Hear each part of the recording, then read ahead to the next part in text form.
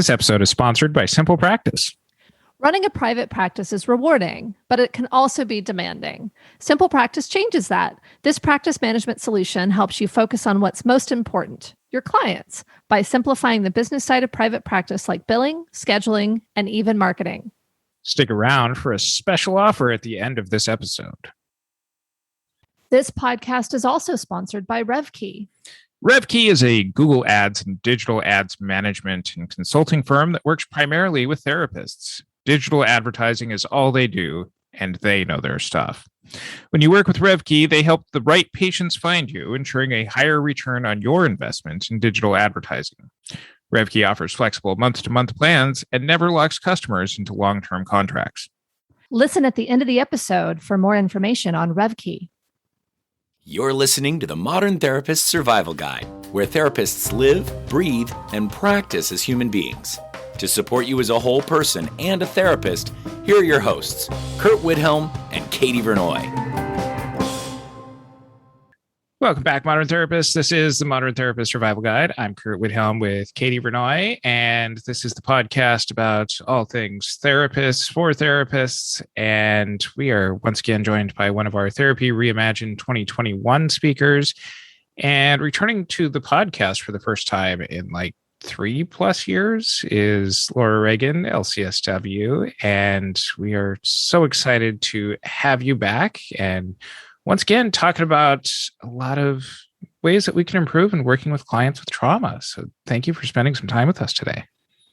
Thanks so much for having me back. I'm really excited to be here. Yay! We're so excited to have you back. And we always ask our folks, who are you and what are you putting out into the world? And we'll share your other episode in our show notes, but you're putting something new out into the world. So for our new listeners, who are you? And for our long-standing listeners, what are you putting out to the world now? Well, one of the things I put out into the world is that I'm a trauma therapist in the Baltimore area, and I work with clients directly and run a group practice. But also, I have 2 podcasts now, Therapy Chat, which has been out for 6 years. And then my new show is called Trauma Chat. That's really for the general public to learn about trauma. And connected with both of those after years and years of being asked by so many listeners for how they can find a trauma therapist, I created a new resource that's called Trauma Therapist Network that includes information and resources about trauma. And it has a trauma therapist directory, which is the part that to me is the most exciting because it feels like something that's been needed for such a long time. When it comes to trauma-informed care, that this is not just the things that we say and do when clients have come in, we've had a couple of sessions with them, that a lot of this starts from people's, first Google search of us, that really being informed comes with the ways that we even advertise ourselves. In your experience of working in the trauma community and with trauma therapists, what are you seeing that some therapists might not be doing right, that might not be the most trauma informed as far as even like their advertising goes?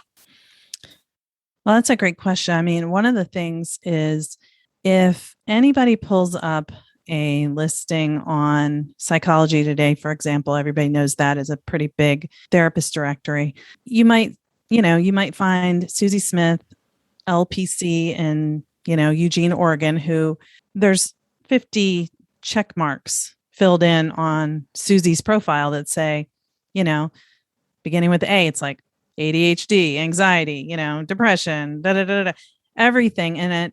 When you get to P, it says, or T, trauma/PTSD. So if someone is looking for a trauma therapist and they find that, and they also see that Susie specializes in bipolar disorder, every mental health diagnosis under the sun, it's for the potential client who's looking, they're like, so what lets me know this person knows about trauma? Like, it seems like they do it all. It's like a general kind of thing. Yeah. And, trauma is so specific, even though it's super common in mental health treatment seeking populations. It's a very common experience for people. It's not the same as just, I know how to help you with anxiety. People who are looking for a trauma therapist are overwhelmed because trauma makes you feel overwhelmed, and it's hard to focus. There's a lot of ways that it can really impact you. So once you realize that you need a trauma therapist and you go looking for one, and then Susie and 25 other people come up on that page on Psychology Today, and they all have all the same things marked. It's really hard for clients to discern how to know if this is going to be the right person to help them with the specific thing that they need help with. Because even in the umbrella term of trauma, there's so many specific types of trauma that are not all treated the same way. Even though you may use some of the same methods, it's, you need some specific understanding of how those particular issues affect people.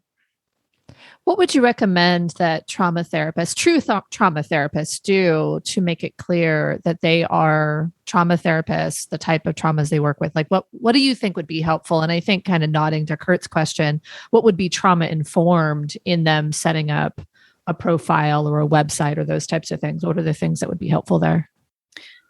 I think some of the things that are really important are, you want to come across as non-judgmental, not just say I'm non-judgmental, but you want it to feel like that when people look, and people want to feel that you're going to understand them.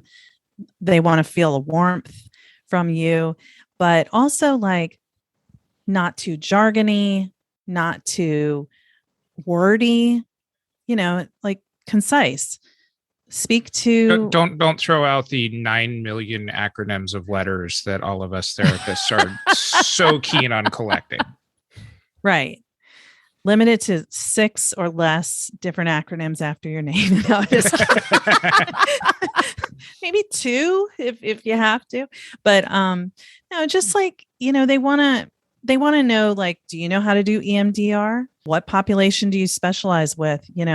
Curt, you and I talked on my podcast recently, and you work with teens, and you can use EMDR with a broad range of presenting issues, but let them know what you're good at, what you're really experienced with, so that they can see, okay, I have combat trauma, and this person has specialization in people who lived through their house burning down. It's not the same. I mean, there's similarities. There's a lot of overlap in all trauma work, but there's also, there's a difference between someone who was physically abused in childhood, someone who was emotionally neglected, someone who was sexually abused in childhood, someone who was raped in college. They're all the different, someone who lost a parent when they were 15, someone who lost a parent when they were 5, different developmental stages of traumatic experiences can impact us differently. And was it an ongoing traumatic experience, like being in an abusive relationship as an adult? Or was it a,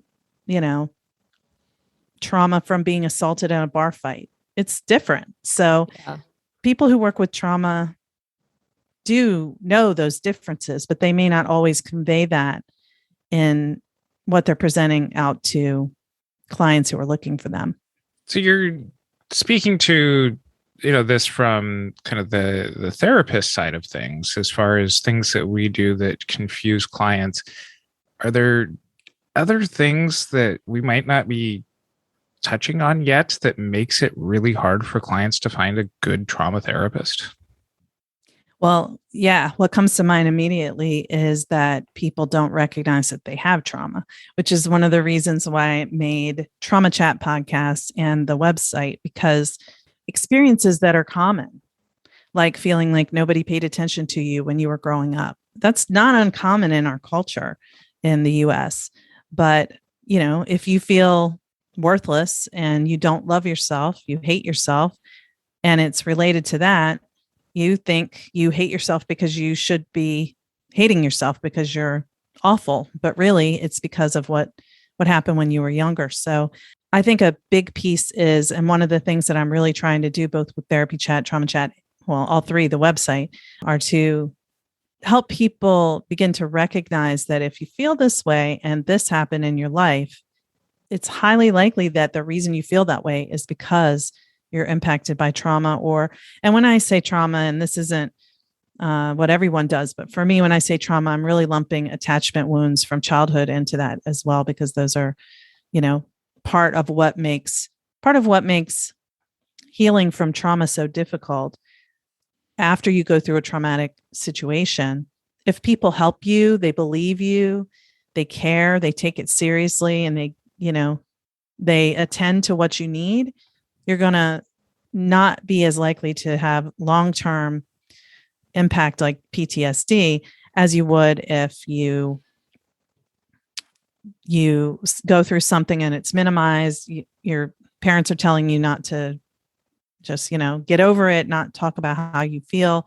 And I keep saying like childhood trauma, because that's what's so prevalent. We know from the Adverse Childhood Experiences study, it's more than 60% of adults in the US, but, it's pretty much thought to be carries over around the world, have childhood trauma. So if people don't take you seriously, they don't believe you, they minimize, invalidate, and they're not attuned to how you're feeling following those traumatic experiences, you're much more likely to develop PTSD or complex PTSD symptoms. So the attachment piece is an important part of healing from trauma. So I'm hearing you say that therapists need to be specific and talk about the types of traumas they work with, but there's also this other piece of being able to really educate or explain what could be trauma, these attachment wounds or those types of things, so that clients can identify themselves and know they're getting a trauma therapist that has particular training, as well as they can identify that they have trauma. And I see how that could be very, very helpful. I guess, and this is maybe I'm going down a rabbit hole, but I feel like there's kind of the colloquial, I'm so traumatized, this is trauma, everything has become trauma. And then there are the types of things that really require trauma-informed or specific trauma treatments. So I guess the question is a two-part, like what is trauma and what is trauma therapy? Because I think we have audience that is both therapists and therapy clients. And so how are you defining trauma and trauma therapy? That's a good question. I guess it depends would be my best answer, but the great therapist answer. That's right. Buying time. So if you're someone who, let's say you have persistent anxiety that you've dealt with, say you're 35 years old, you've always been anxious, and then you become a parent and your anxiety starts to increase, you may not be thinking, I need to go find trauma therapy. Mm-hmm. So a therapist who's trauma informed should be able to identify that it's highly likely that someone who's always been anxious is probably anxious because of something related to either unmet attachment needs in childhood or something traumatic that happened that they may not be identifying that way. And so, you would want to know if they've been through anything traumatic. And I think, this is a sidebar, but one of the big mistakes that therapists make is they ask people in the initial intake, do you have any history of trauma? And the person says no. And they go, okay, well, you have anxiety, so we'll just work with the anxiety. And yeah, you should work with the anxiety, of course. Yeah. But, longer term trauma therapy is always about, why do you have this anxiety? You weren't just born with anxiety, or you were, but it's got to be related to something. Somehow it started, it's not our natural state.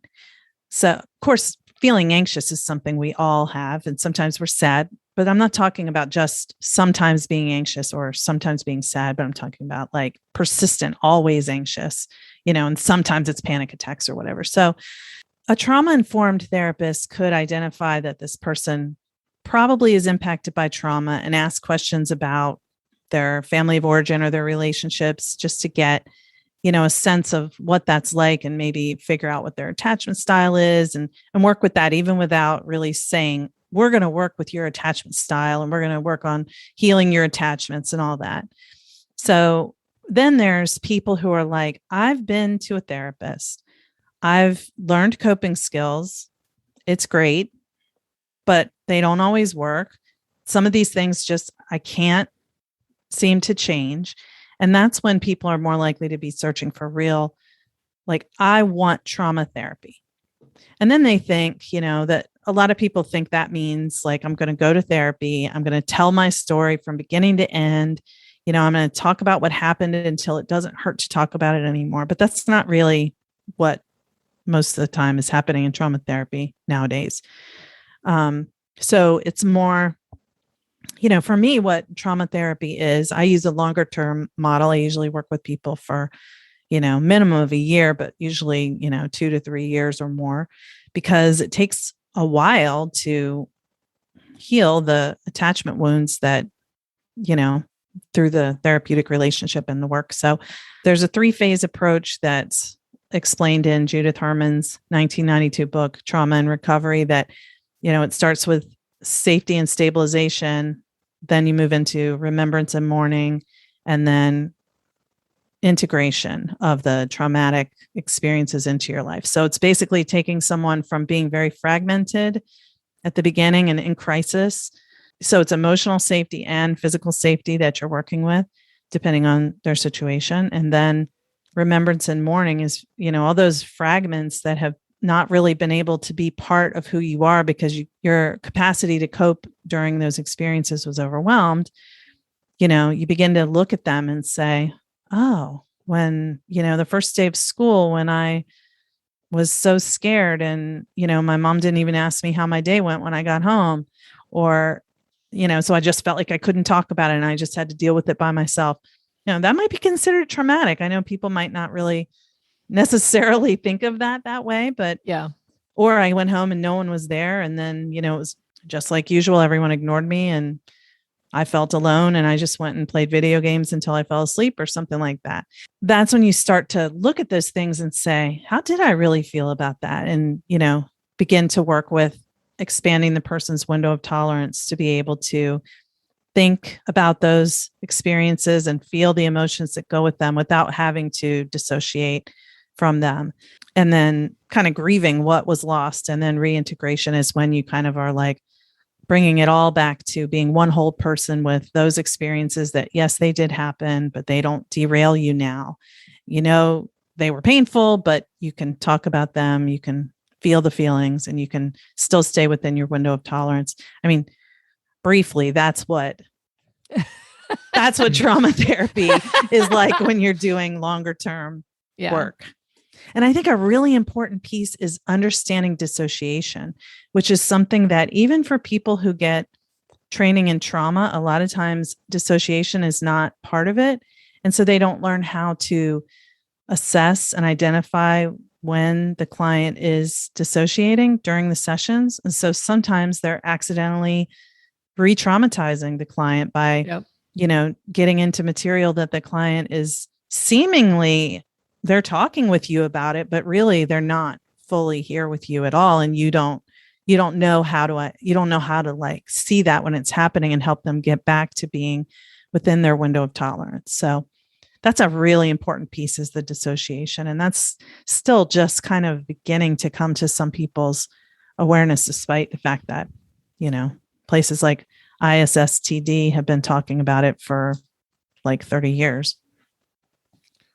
I don't think that this conversation is complete in modern times without bringing up, how are you seeing the role of COVID play out in some of this longer term treatment too? Yeah. Well, for me, I'd be interested to hear if you want to share anything about that. But for me, it's like, if you're working with people virtually during COVID, how safe are they where they are? Even first of all, like, do they have privacy? And how much in survival mode are they right now? Being able to assess how well they're really functioning. Because if they're doing their session at home and they do have privacy, it might look like they're more grounded than they would normally be in the session. But how supportive is their environment when the session ends, for them to have space to feel what they feel? And I'm pretty cautious about, I definitely have not been doing as deep work with most of my clients during COVID because, I know that they have an ongoing trauma that they're living through now. And for some people, it's much more that they're really in crisis and in survival mode. And for other people, they are okay because they're really well resourced. But somewhere in the middle, I think there's somewhat of a complacency about COVID for many of us at this time. But, if you think about what's going to activate your threat response system in response to a trauma, an invisible threat outside that is in all other people, and you don't know who's the one that's going to cause you to get the life-threatening disease. That's a pretty severe, an invisible threat that you have no control over. Yeah. Is pretty much a huge trauma trigger. And the long sustained time of living under that, sort of like living in an abusive home and just being so used to it that you don't even know you're in an abusive home. Yeah, it's interesting because you talked about the virtual elements as well as the kind of the collective trauma of COVID. I know for myself, I've had, it's gone in phases where there's been a lot of safety and resourcing and coping strategies and trying to make sure kind of like, let's get from day to day, let's get through this thing. And then there are times when it feels like things can go deeper, but I've also been very cautious of going too deep because I think there isn't the same resources. Social support looked very different for a long time and still does. I think people are, I've also got clients who are setting better boundaries because there's this, this way to do it. So I think that it's definitely an individual experience. But for me, and I think this continues forward because we have some therapists who want to stay virtual kind of continuously. Like, this is the new thing. I'm going to be virtual forever. And I think I kept wanting a resource that's like, okay, I know how to set up the setup. I know ethically and legally what to do with a virtual therapy office. But how do I do good clinical work? And I think on top of that, how do I do really good trauma-informed care via video? And so what do you know about that, Laura? Because you're in this space and you're talking to so many people. What are the best practices, especially for trauma survivors, folks, that have had, and technically, I guess, all of society is being traumatized. So this is everyone. But how do we do this? How do we do this with video? Yeah, I don't think I have all the answers by any means, but I think it's, I didn't think that the presence and energy would be able to be felt as well through virtual therapy as it turns out to be. Yeah. I can still be talking with someone. Yesterday, I was talking with someone and a couple things they said, I got chills all over my body, and that's a typical, like your mirror neurons picking up what the other person is feeling during a session. So that's normal during an in-person session to just be having all kinds of somatic indicators telling you either your stuff is getting triggered or giving you information about what's coming up for the other person. Yeah. And that still happens in virtual sessions for me. But, I think it's the relationship and the presence that you bring and really knowing your client and being attuned to what's happening. There's a lot of drawbacks. I mean, I do practice from a somatic perspective and I can't see their whole body, so a lot of times like they're kind of shaking a little bit and I'm like, is your foot going? Like, what's happening? What are you noticing right now? And they might say, oh, well, you can't see, but my foot's like shaking really fast or things like that. Or, there's a lot of limitations to it. But another thing that's sort of a unexpected twist for my experience of it is noticing how some of my clients are so much more comfortable because they're at their house and they're not in my office space, which I think of as this warm and, safe little nest for them. But that's not necessarily their experience. They're coming here. It's my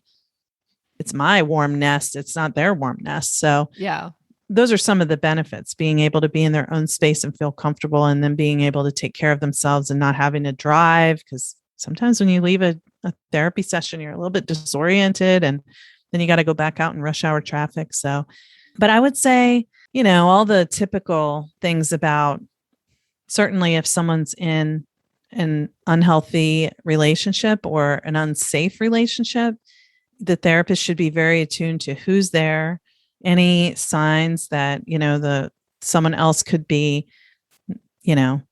intruding or crossing boundaries about the client's privacy, especially teens, kids, parent that's just sort of standing like right out of the frame where you can't see them, and the kid's like acting less open and you're not sure why, but you hear a sneeze and you're like, wait a second, is somebody in there? Or you notice them looking, it's like, what's happening? So I don't have all the answers on that, but it's definitely a dance. What kinds of things have you learned over this last year as far as supporting clients in their environments where they are facing kind of this constant, like, if I go outside, COVID's a possibility. If they are in their houses with the very people who have caused all of those emotional traumas from growing up, et cetera, et cetera. Anecdotally, what are you finding works for your clients?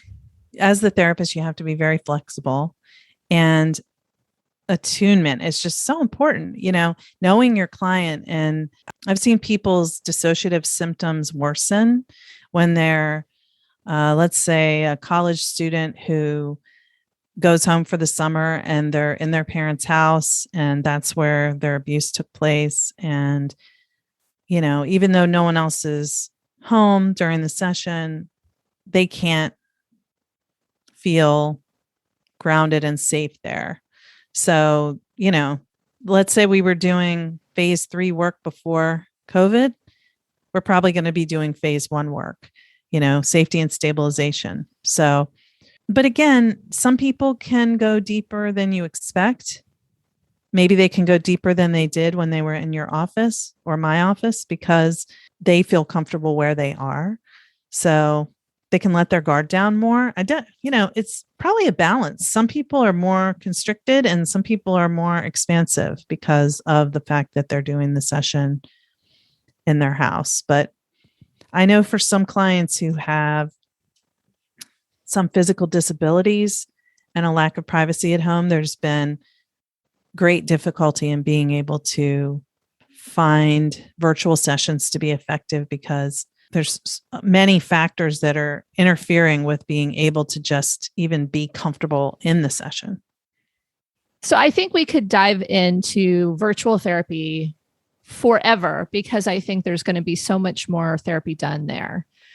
But I guess I want to switch gears a little bit and go to the fact that most of society has had at least a small T trauma, if not a big T trauma, with the global pandemic.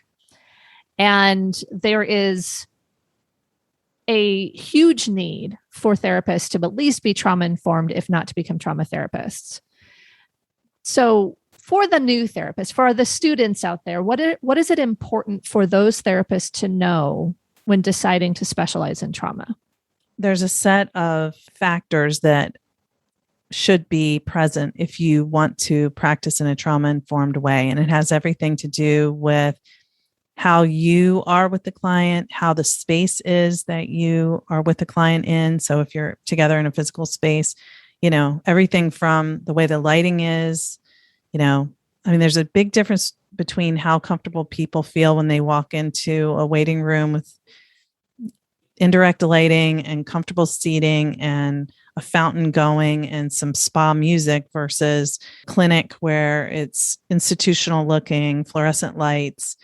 And we can't always control that, but everything we can do that makes it feel more calm and regulating to the nervous system all the way around, both from the space and the way we interact with people is really important. And like you, I think that everyone's going to need to be at least trauma informed because of the pandemic. But I also think that everybody really needs to be trauma informed anyway, because of how prevalent trauma is. You don't have to specialize in trauma, but you should assume that the majority of people that you come into contact with as clients have experienced some kind of trauma, like you said, little t trauma or something that's probably related to why they feel the way they do. And an empathic, attuned presence is more important than any training you get in having successful therapeutic relationships with clients who've experienced trauma. Be really cognizant about victim blaming and minimizing, and like, you're still upset about that, but that was 5 years ago, 20 years ago, because that's what people think already. People who've experienced trauma, there's certain phrases that everyone says if they've been through trauma, like, well, what I went through wasn't that bad. I mean, so many other people have been through so much worse. That's almost like a script that every single client who has trauma says. Or, well, I should have known better, or I shouldn't have done this, or, well, it's pretty much my own fault because this.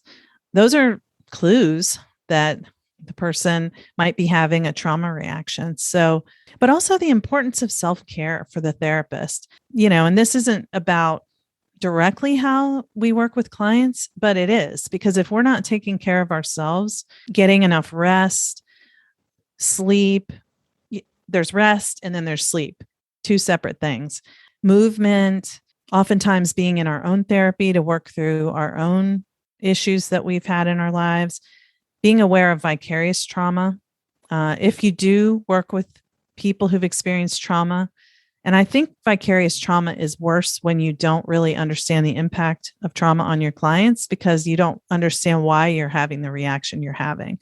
But vicarious trauma is pretty much an occupational hazard for therapists and therapists who work with trauma. So the way you space out your sessions, the more you make sure that you are well, obviously, the better you'll be in your work with clients. And when you aren't able to do that as much as you need, that's when we risk doing harm, which we never want to do. Trauma informed, I think if you have a trauma informed approach, working with trauma clients who have trauma is appropriate. But if you don't believe in trauma, or you don't think it's really, you think it's just nothing special, nothing different.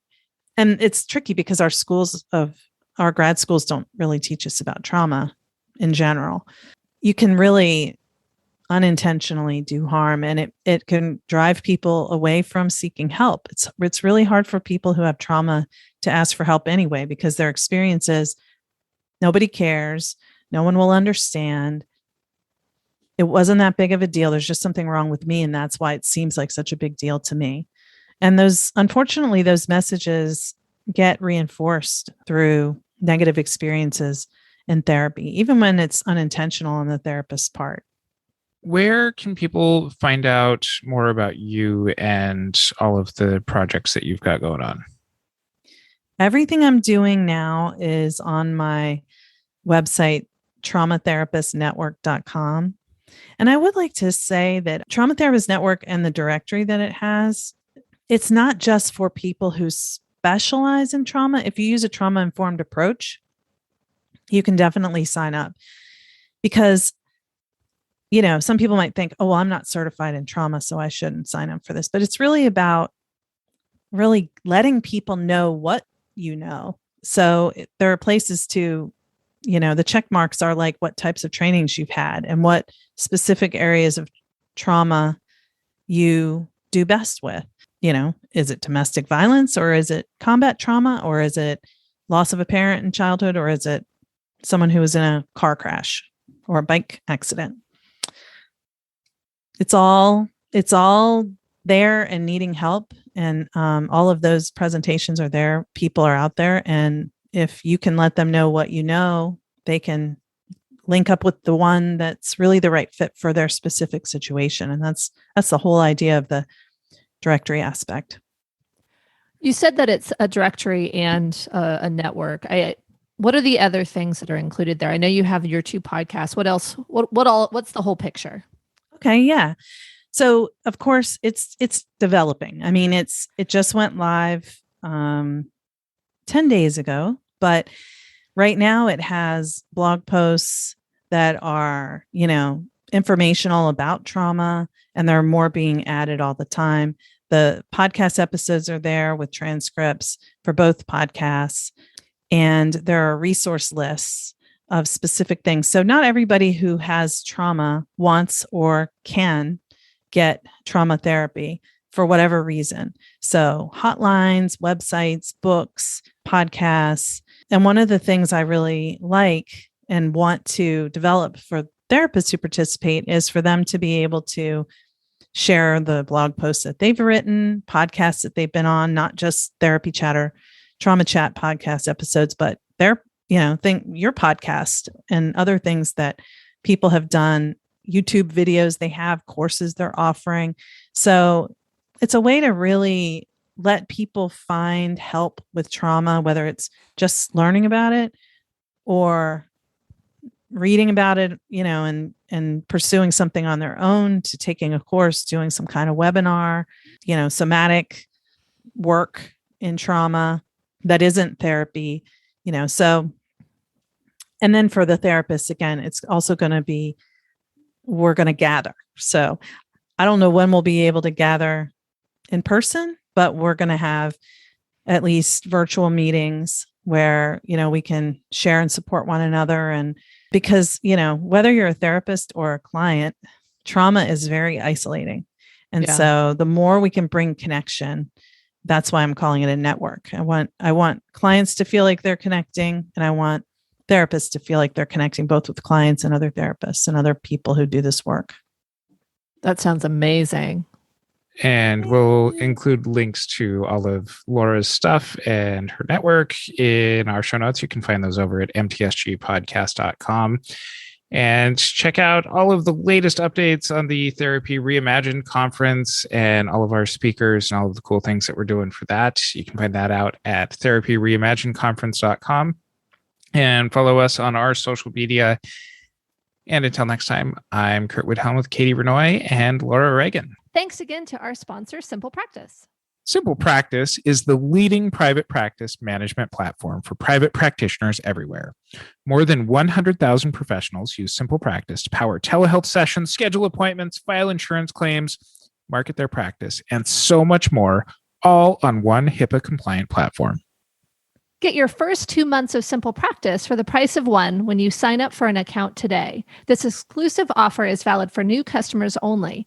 Please note that we are a paid affiliate for Simple Practice, so we'll get a little bit of money in our pocket if you sign up at this link, simplepractice.com/therapy reimagined. And that's where you can learn more. This episode is also sponsored by RevKey. RevKey specializes in working with mental health professionals like you to increase not only clicks to your website, but helps you find your ideal patients. From simple startup packages and one-time consultations to full digital marketing management services, RevKey can help you run successful digital marketing ads. RevKey creates customized packages and digital marketing budget recommendations that fit your business needs. You'll never receive a data dump report that means nothing to you. Instead, RevKey provides clear, concise communication about how your digital marketing ads are performing through meetings or video updates recorded just for you. RevKey is offering $150 off any setup fees for Modern Therapist Survival Guide listeners. You can find more at revkey.com and make sure to mention that you're a Modern Therapist Survival Guide listener. Thank you for listening to the Modern Therapist Survival Guide. Learn more about who we are and what we do at mtsgpodcast.com. You can also join us on Facebook and Twitter. And please don't forget to subscribe so you don't miss any of our episodes.